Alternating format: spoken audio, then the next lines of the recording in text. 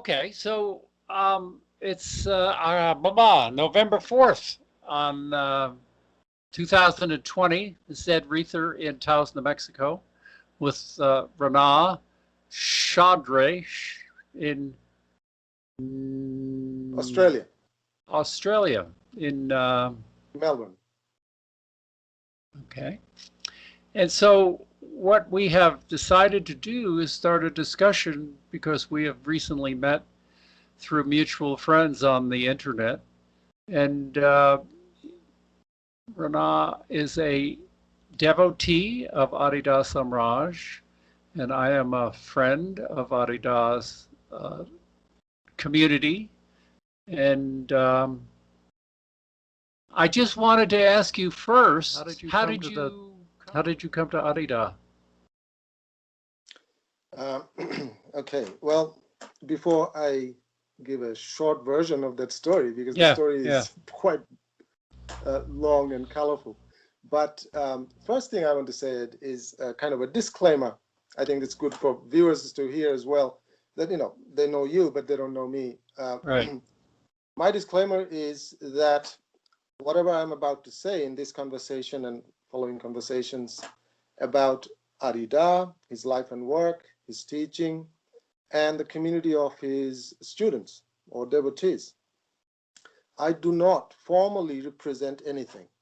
When I speak, I'm simply speaking as Rana, me, as a human being, as a person, as somebody who has been interested in various spiritual traditions, teachers, teachings, communities, my whole life, since childhood. And that is a shared, deep interest. Ed and I, as just friends, we are connecting to have a open conversation that hopefully others can find interesting and useful. Right. So that disclaimer that I do not represent the formal institution or gathering organization of Adidas followers. I do not represent any group of either followers or critics. There are many people that have all kinds of criticisms or questions, not just about Arida or his community, about every spiritual teacher and their community. So that's the natural phenomenon that's going on everywhere. So Right. we all have to use our what Arida called discriminative intelligence, reality intelligence, intelligence of the heart. Those are different ways Arida expresses it. So that's what we're going to do. So whatever I speak is my own journey, my own experience, my own confessions, including I will also openly express my doubts or concerns. They're all mine. I'm not representing anybody. I'm not against anybody. And I'm not kind of trying to sway the viewers towards being for anybody. I just want to make that clear. It's a free consideration, samyama. And our only concern here is an inquiry. It's about truth and the flowering of truth. Right. So how did I find Arida? It's a pretty amazing story. And even though I've lived in the Western world nearly 20 years now, but viewers can see I'm a dark-skinned man from an Indian background. So my story is that from early childhood, my life has been guided through intuition, sudden,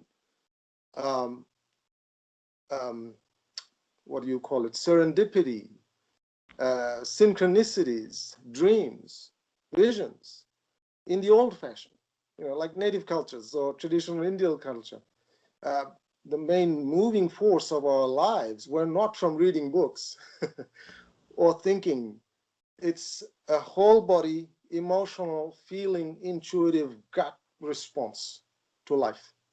Now, you grew up in an Indian continent, so you grew up Yes, in a Muslim uh, family, but that's correct. you were had a because you were in a large city. You also were very much exposed to the Vedic tradition and also the Buddhist tradition. Correct? Yes, I was very fortunate in that way.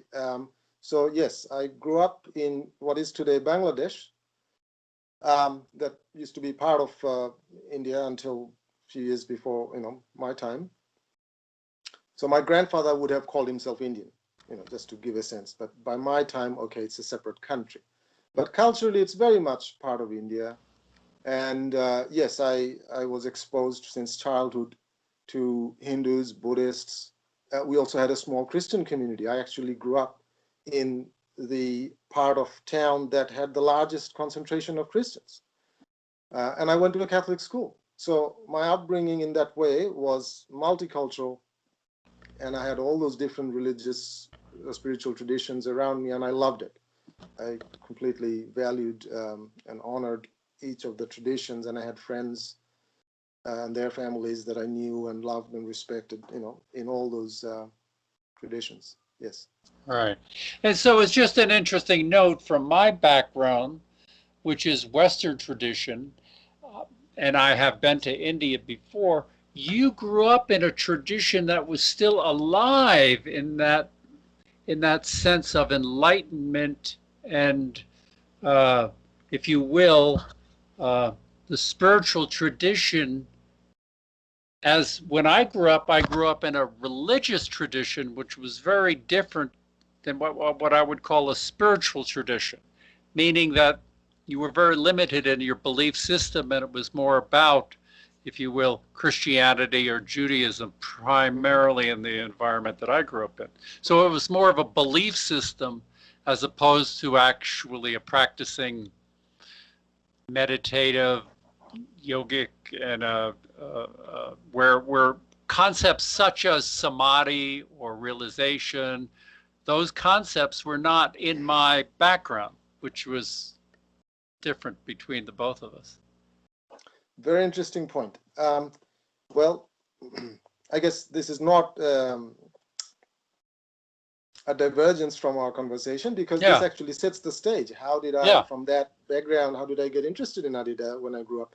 Is precisely because of this distinction between conventional religion as a system of belief and behavior. That's a term Adida uses. The conventional religion can be summarized as a system of belief and behavior that's organized with rules and regulations, an institution, membership, followers, and a structure of authority, and all of that.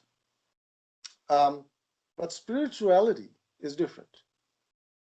And um, and the followers of conventional religion may not agree with what those who see, say, spirituality as a deeper process than conventional religion. Followers of conventional religion may not, in fact, do not usually agree with that. But that's okay. It's just different perspectives people have. But the distinction there is that just as Adida uses those two words, belief and behavior, that's prescribed. I guess the main point there, it's external. Wouldn't you say, Ed? That it's from outside somebody, yeah, go on. right. And why I'm bringing this up, and I don't mean to bypass the question about how you met Arida. I want to set the groundwork for our That's right. listeners because in your background, because we're going to wind up talking about a function in what Adida represents as the guru function. All right. Mm-hmm. So fundamentally, that's what we're going to be kind of circling in and around. Yes. So what I'm saying is that basically, because we are speaking, and Beezone does extend to the world conversation, Mm-hmm. but I want to just speak to the Western people here right now, is that you grew up in a very acceptable culture that has established what is known as a guru tradition, where my tradition, that was almost seen as the antichrist. That was Oh, all yes. that that, that was almost speaking the devil's tongue. It's Uh-huh. all right. So there's a very, very big difference between the way I grew up and Jesus or Yahweh or the way the Western tradition grew in the Old Yes. Testament and the Torah and whatever, the book, where your tradition was very, very different. So I just wanted to set that up because where we're heading into is Arida and the tradition of the Guru tradition, whether it be Tibetan or, but we're just want to set the stage here. So, Well, that's very interesting point you made, Ed. And what I'm about to add will be surprising to you because the picture I'm going to show you, it wasn't as simple as that. I caught the tail end of that traditional culture. However, if I was, let's say, in Rajasthan or, Tamil Nadu or something, that would be different. What you were saying would be true. When I was growing up 30, 40 years ago, that it would still have been a traditional Indian culture where the whole matter of finding and recognizing and being devoted to a guru would have been normal. And But that actually wasn't the case where I was growing up. It has several elements to it. So yes, I had Hindu friends, and they did have kind of a family guru. And as you know, for many Indians or Hindu people, it doesn't necessarily have to be a guru that's alive in present time. They can be devoted to Neem Karoli Baba, thousands are, Shirdi Sai Baba, and the whole family could be devoted. So yes, I was exposed to that, but it was a minority because it was a Muslim country. So even though culturally Indian, it was this unusual mix. For viewers, I would like to say, for example, when you think of a really Muslim country, Pakistan or Saudi Arabia, Bangladesh is worlds apart because outwardly somebody going to West Bengal or North Bengal is North India, South India, they come to Bangladesh, they'll see very much the same. Many of the traditions, festivals, cultural elements very different than if you go to a Middle Eastern Muslim country. Anyway, so even though there was a certain openness, however, the whole matter of gurus was very sensitive. Now, this is very important, and that Judaism, Christianity, and Islam,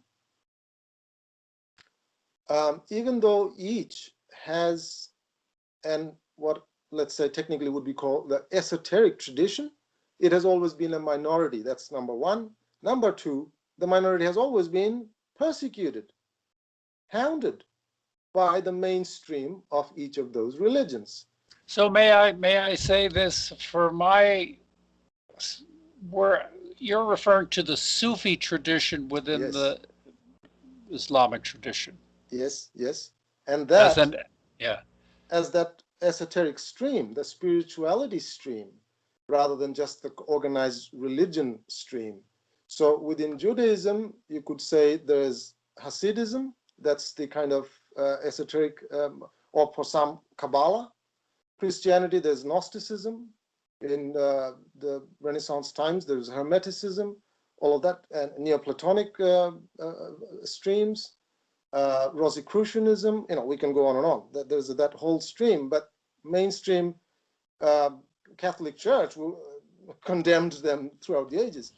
So within Islam, we had Sufism, yes, but then there is the whole issue between Shias and Sunnis. Sufism largely came from the Shia sect. And then there are others that would say that Prophet Muhammad himself was actually an esoteric, Right. practitioner and realizer. So, So so I don't want to get lost in the religious part of this. I want yeah, to stay on the on the on the on the transition into yes, that esoteric or spiritual part, which is basically yes, our background, at least from what I understand that's of right. who you are and So, who I am. so just to clarify that in my family, my surrounding, there was no, having a guru was a taboo. Ah, Yes, people could study teachings, this and that, up to a certain point, that's fine. But if you seriously get interested in actual realizer who could be, Hindu or Buddhist or, and start going practicing, No, I didn't know anybody around me that did that. There were very few people that had a serious practice of, within the Sufi tradition, yes. But even though growing up I had deep interest in the Sufi traditions, to this day I do.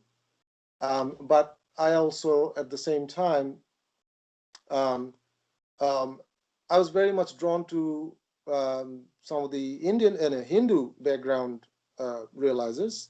So in my teenage years, I was deeply devoted to Ramakrishna, Sri Ramakrishna, and Vivekananda. I mean, the two as one tradition. Then later on in my 20s, I deeply delved into the teachings of Swami Yogananda, Sri Aurobindo, Ramana Maharshi, and to some degree also Baba Muktananda and Nityananda. All of this long before I found out about Adida. This is throughout my early 20s. So while you were in India, did you go to Nityananda's or Muktananda or Ramana's or any of these temples or I went to ashrams? all of those places. I traveled madly all across India, going to various ashrams, temples, and then in some cases met some of the spiritual communities um, for throughout the 1990s when I was searching. Right. And so that was my background before I found Arida. And largely I had to keep it private because reading a few books was fine, but as soon as anybody in my surroundings found out that I was deeply interested in finding a realizer and possibly following the way of practice, that was not at all acceptable. I had to keep that to myself. Right, right. Now, during this period of time, I'm, I mean, you don't come out as a scholarly. I mean, I'm sure you have the depth in that understanding, but I'm sensing that you have an intuitive, awakened sense already that is now wanting a place for this to be nurtured and developed. This is not just an intellectual pursuit that you have going on in your early life in India, right? Very much so. Now, this wasn't intellectual for me. This was life and death serious, and Right, with my whole being. right, And there was this, it was happening at all levels of my being. Yes, I had a very sharp intelligence since childhood. I read a lot. You know, I wrote thousands of pages in my diary, keeping a journal of my questions, my inquiry. Since I've done that since I was 15, so 31 years now. So that thread is there, but it never was kind of, oh, it's an intellectual journey. It was like the deepest longing from my heart, my soul, my deepest innermost being, this search for meaning, the search for truth. I actually had, at this point, this might be, if you bear with me, there's a quote from the Manduka Upanishad I felt inspired to. It's just, one verse, if I may read it in this moment. I want to read it in Sanskrit first because of the sound. It's, as you know, it's magical. It's ancient, 3,000 years old. It's from Manduka Upanishad, just 4 sentences. I'll read the Sanskrit first. Satyameva jayate nanritam satyena pantha vitato deva yanaha yena akramantirsayo yapta kama yatra tat satyasya paramam nidhanam.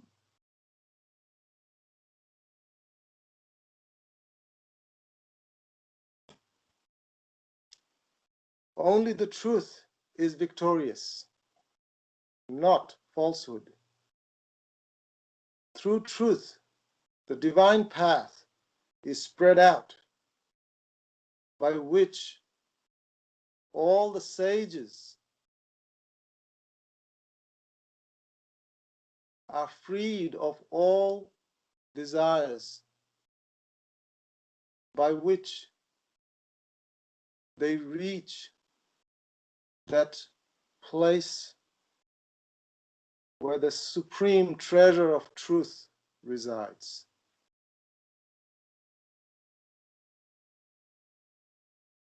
This verse, 3,000 years old, I read it first time when I was 12. And if there's any ancient scriptural one verse I were to choose that I can say, this is what's driving my whole life, that's it. Truth alone triumphs, not falsehood, and through the divine, through the path is spread out. So that has been my journey. And this is not about conventional religion. It's Right. about, yes, the spiritual truth. And so that search, yes, I was studying as much as I could, and I traveled to all these sacred places, met various people on the path. And but before I came across Adida, I had this already this background of like 10 years of traveling all over India, meeting all these various groups and communities, and seeing that,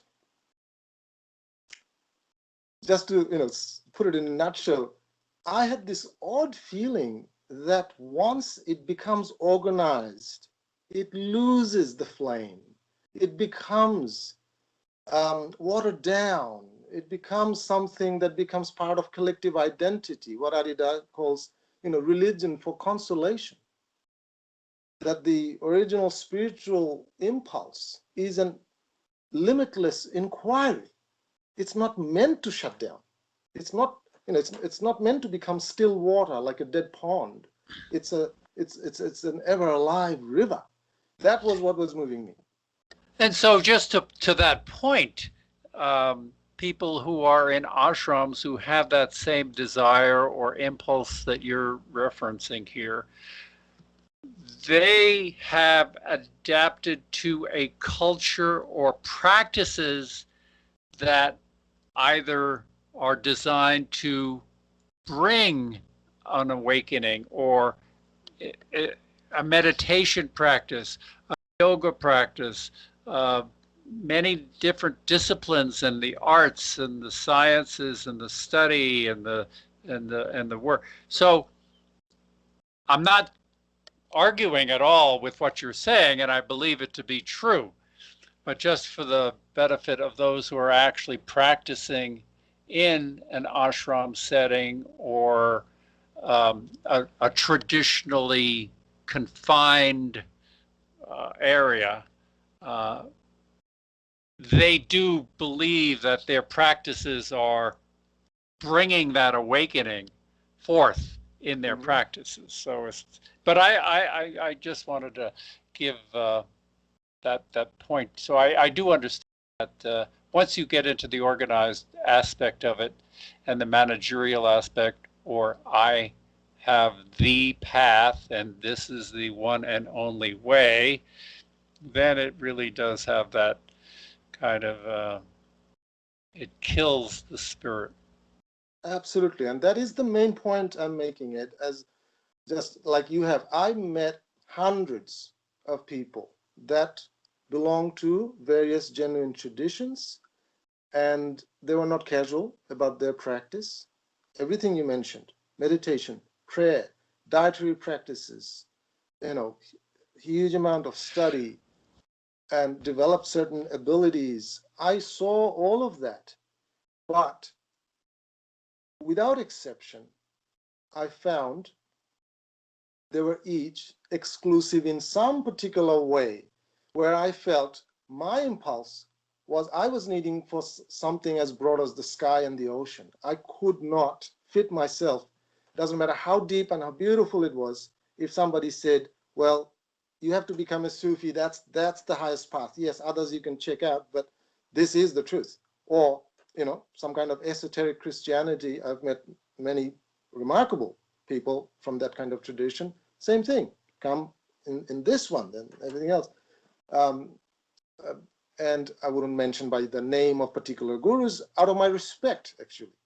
I'll Right. just say in summary that I've been to all the major, um, ashrams and communities that were operating in India all through 90s and, up to 2006, even after I came to Arida. That exploration I've always continued as a process of my consideration, samyama, learning. And just like you, Ed, I've also had this history. So, like you, my eyes, when I look at all of this, it's not just a consideration here and now. I'm fascinated by this human experience of thousands of years. Realizers appear, and then genuine seekers of truth come around them, and then you give 50 years, 100 years, 500 years, some odd something happens. All right. Divisions, exclusivism, the truth that's supposed to set us free then creates divisions. Where do we go wrong? This human element is what I have tried to understand. All right. Right. Right. And so in that early development now, you're still in India, and do you find Adida in India or do you leave the continent? Oh, no, this is part of my um, very unusual story is I loved my country, my people, my land, my culture, my history so deeply. I never, in my outer personality or consciousness awareness, never ever wanted to leave. The scariest thought was going to live in the Western world, where there's no, to my traditional mind, there's no culture, no understanding of depth. It's all about money and success and power. It actually scared me. I didn't want to go to the Western world. And truly, I always had a very deep connection to our land, our traditions, our culture, and I felt like it. I felt land. All right. So the fact that I'm now living in the Western world nearly 20 years, it's mind blowing. It didn't happen in any ordinary way. Um, so I was 22 years old, 1996, when I had a series of dreams where I saw this awakened being, a realizer. But I didn't know who he was. I didn't know his name. I didn't even see his full appearance. I just saw his face and, arms. Sometimes that was it for almost 3 years. While between age 22 and 25, my urgency for the truth, my urgency for the path of awakening that is not exclusive, that's universal. I was mad about it, and I was traveling anytime I didn't have, I had breaks from study or work. I would just get a backpack and travel all over India, on that quest. It wasn't just an outer quest, it was an inner restlessness, a blessed unrest. Somebody coined that term. And while I'm on that quest, yes, I was having these dreams that much later I connected. I'll tell you the story as briefly as I can. It took years for me to make the connection. And there was no organizational, institutional, anything involved. So for 3 years, my only connection was through dreams, without even knowing who Arira was. Hadn't read a single book or a single page of his writings.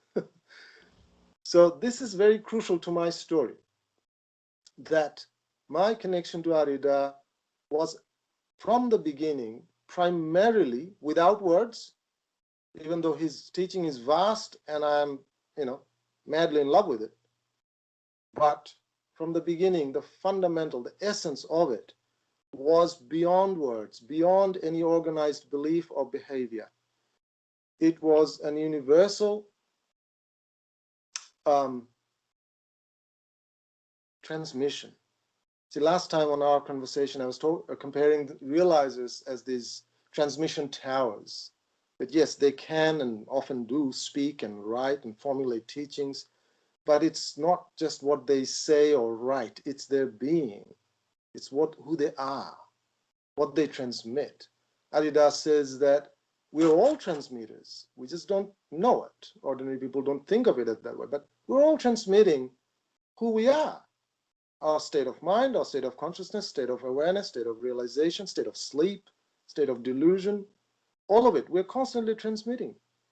So it's just incredible that my first contact, and for 3 years only contact with Adida, was in the dreaming state, not in my waking state. And it was through this steady stream of dreams that were vivid, lucid dreams. They're not ordinary dreams.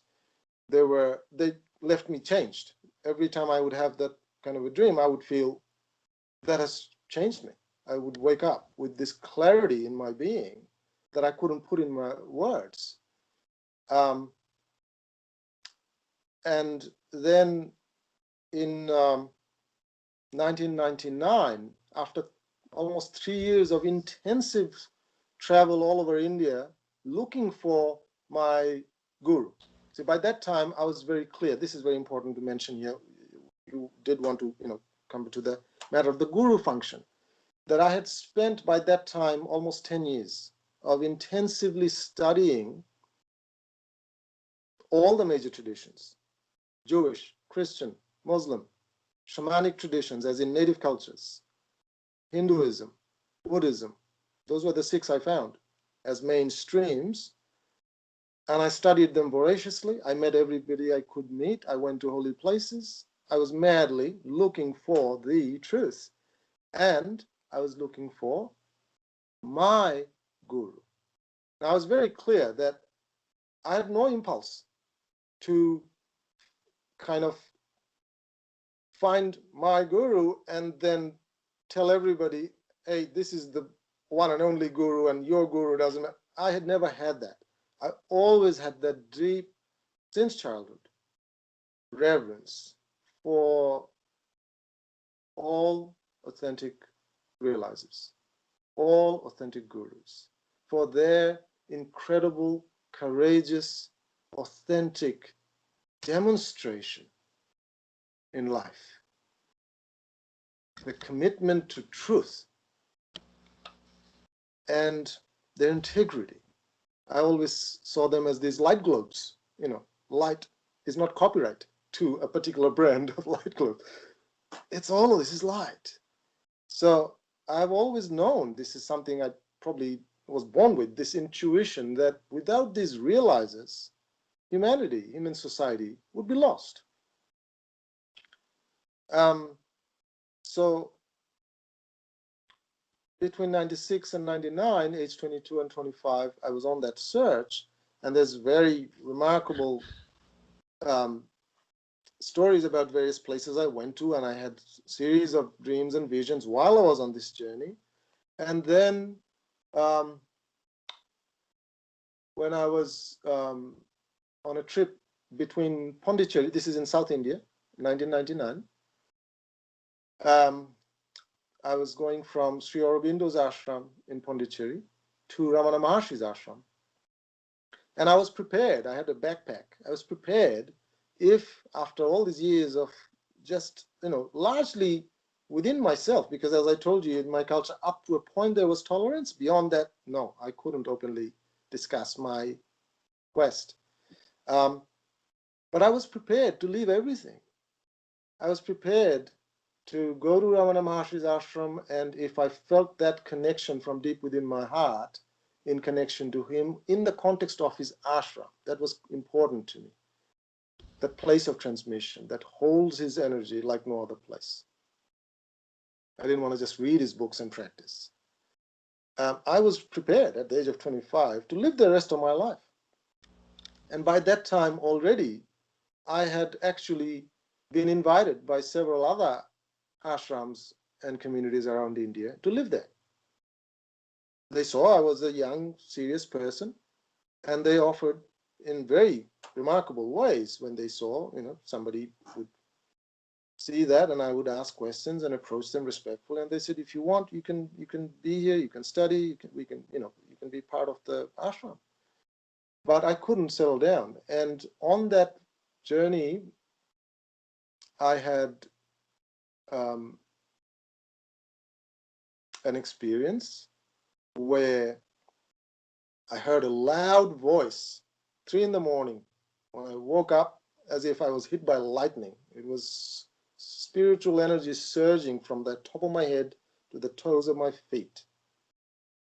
And I was shaking. I was sweating, and there was this deep, loud voice that I felt was coming out of my heart. It wasn't from outside. It wasn't in my head. It was coming out of my heart like a roar, and my whole body was shaking. And I heard the words, "I'm not here."